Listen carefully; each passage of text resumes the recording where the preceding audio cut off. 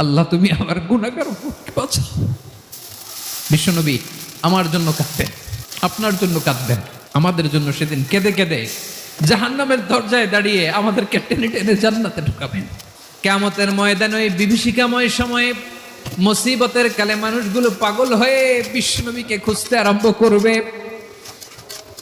সবাই মিলে বিশ্বনবীর কাছে যেয়ে বলবে, ইয়া রাহমাতাল লিল আলামিন, ইয়া খাতামান নবীন, রাহমাতাল লিল আলামিন। দেখেন আমাদের কি অবস্থা, কি কঠিন বিপদে আমরা আছি, দাঁড়াতে পারি না, সূর্যের আলোতে ঘেমে হয়রান। আজকে কেউ সুপারিশ করতে পারবে না। সব নবীরা অপারগতা স্বীকার করেছে, তারা বলেছে আপনি ছাড়া কেউ নাকি আল্লাহর সামনে দাঁড়াতে পারবেন না, আপনি একটু সুপারিশ করেন। বিশ্বনবী বলবেন, আসো আসো, আজকের দিনে আমি ছাড়া আল্লাহর সামনে কেউ দাঁড়াতে পারবে না।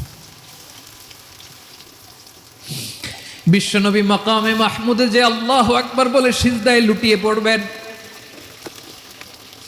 আল্লাহ রাব্বুল আলামিন বিশ্বনবীকে এমন কিছু চমৎকার শব্দ